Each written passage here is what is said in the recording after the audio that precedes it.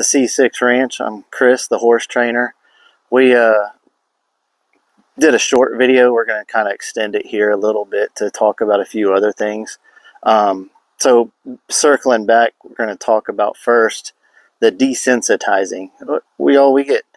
I hear comments from my social media manager. She goes, "Oh, people are saying you're being mean or rude," and it's really hard not to laugh. I mean, for those of you who think that it's harsh or stupid to desensitize your horse, you clearly don't have horses. If you do, they're not broke to ride, or if they are, you bought them. They were trained by somebody long before you got them, and the same things I'm doing was done to your horse.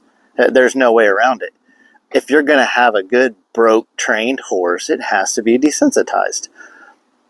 Putting the bags to it, that's just allowing them to feel something brushing up against them when they're walking or running, or the crinkling noises. That's something like tree limbs breaking, just, stuff out in natural that's going to happen. But you kind of try to mimic those things in the round pen before you get out there, because then they're going to be much less scared once they get out there and these things actually do happen, or a tree brushes against them, or they step on a branch and it cracks. So those are noises that you're trying to get your horse used to, and feels that you're trying to get your horse used to. It's in no way animal cruelty, horse cruelty, or teaching them anything bad. It's desensitizing them and getting them ready for a bright future. Anybody who don't desensitize a horse is not a horse I'd want to get on a ride. They even desensitize bucking horses to some things. I mean, you got to be able to handle them to get them in and out of a trailer, at least, So there's no anything wrong with desensitizing a horse, tying feed bags to it, using tarps. These are all just things that all well-known horse trainers do. You can go watch, I don't care, Travis Makins. You can look at Chris Cox. You can look at Craig or Chris Cameron. Any of them. Clinton Anderson, even Warwick Schiller is going to desensitize his horse. So it's just the inevitable. You have to desensitize your horse if you're going to have a good horse. The next thing is, people say, "Oh, well, you just hop on." Wrong. I never just hop on a horse. I will if it's a very well broke horse that is coming in for neck reining, or a quick little tune up on, "Oh, well, my horse won't back up," or "My horse don't want to go left," or "He's good, he just gets a little spooked at this or that, but I ride him all the time," or "He's coming in for calf roping training." Then yes, I will hop right on your horse. There's no reason not to. If you're terrified and scared of horses, don't own one, don't have one. And so if you're terrified to go hop on a horse like that, you probably shouldn't be a horse trainer either, or even own a horse. But the horses that are here that are colt starting, or even if it's a green horse that's already been to another trainer, I'm going to circle back around because I don't know what that trainer's done or hasn't done.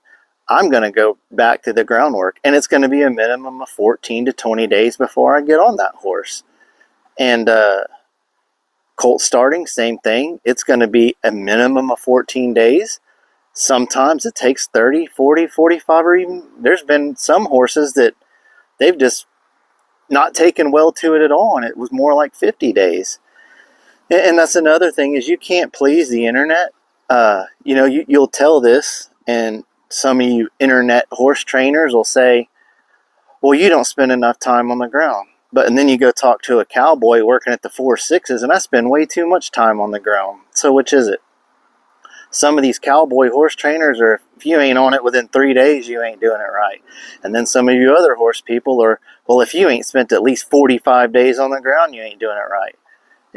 Every horse is different. There's different ways of doing it. I do a slower way because I feel in the end it does create a better horse. So I do take my time, and I do a lot more groundwork, and I do things slower.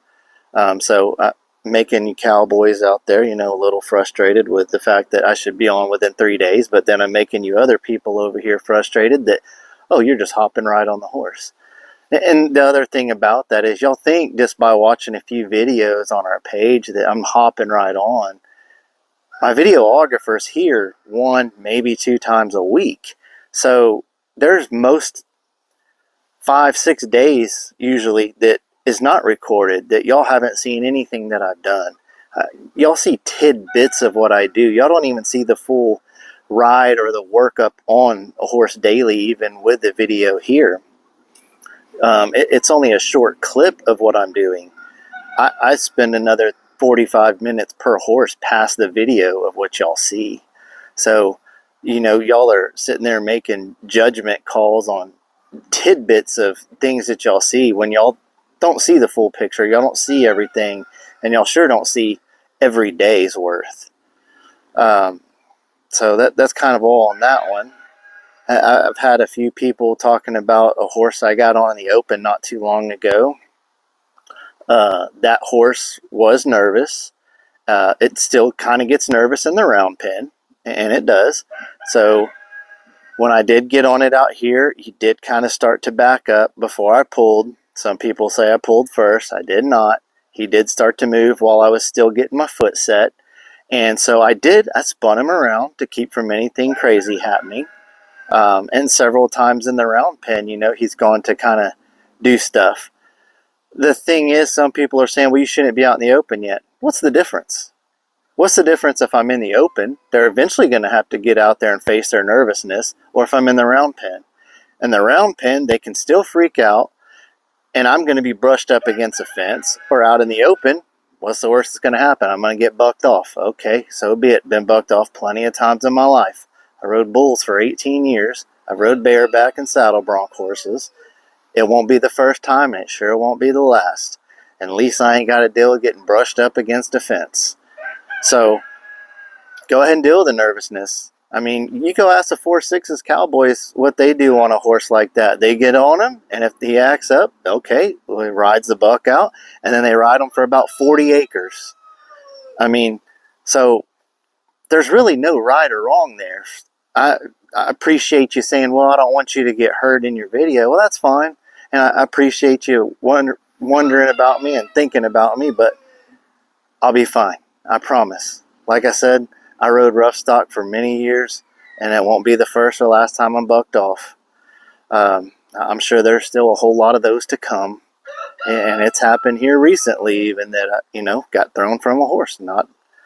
It's going to happen if you're a trainer. If you don't want to ever be thrown from a horse, don't be a trainer, and dang sure don't ride a horse every day. Other one is people complain, and I have no control of this, and even honestly, the woman working my social media doesn't have any control over the music on TikTok half the time. You people are complaining about this song or that song. Oh, we'll play old country. You know what? There's nothing I like better than old country. I would like to have Marty Robbins or Merle Haggard or Waylon Jennings on all my videos. And we've tried. But guess what? We'll put that as the song, and there won't be a single view. Then they'll go change it to one of these trending songs. You have to have a trending song, apparently. As soon as you get a trending song, you go from 0 views to 100,000 views in a matter of 2 hours. So the choices in the music, it's not our taste of music. It's TikTok's taste of music. It's what's trending and what people are watching. If you're not using certain music, you're not even getting seen. You're not getting your views. You're not. So if y'all don't like the music, mute it. It's simple. Watch the video on mute. We had to put that song because if we was to go listen to an old wonderful song that we would like to hear, y'all ain't even going to see the video. And if y'all do, you'd probably be the only one to see it. And that's the reasoning in the music. The song that most of y'all are complaining about, this new one by Beyonce, I never even heard it. Honestly, don't listen to that music, and I've never heard it. But it's trending on TikTok. It's what everybody's using, and so when everyone else is using it, that's how they say trending, I guess, and that's how you get your views. Without that, you don't get any views. So I do apologize that y'all don't like the music, but it is what it is. Sorry about that. y'all take it up with TikTok there. I think that just about does it. We've touched on the desensitizing, and for those of you, like I said, who think that's animal cruelty, it's not. And if you can't see the reasoning, then you shouldn't have horses. And I hope to God that you don't have horses. And I hope to God that if you do have horses, someone else trained them. We've touched on the horses out in the open. I think that's pretty much it. I guess after we get so many more complaints, I'll be told about. We'll make another video kind of going over what is or what isn't. And till then, y'all keep following, watching, and thank you guys for liking and subscribing, and y'all have a great day.